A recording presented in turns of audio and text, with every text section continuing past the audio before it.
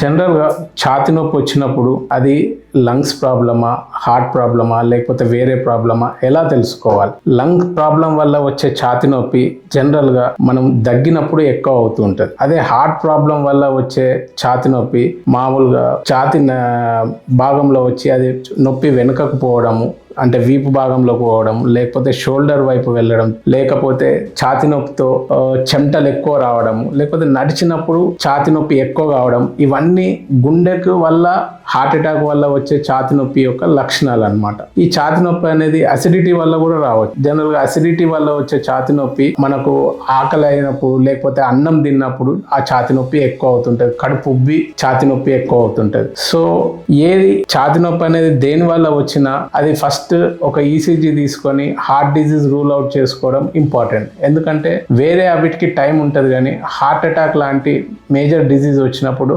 నిమిషాల్లో చనిపోయే ప్రమాదం ఉంటుంది.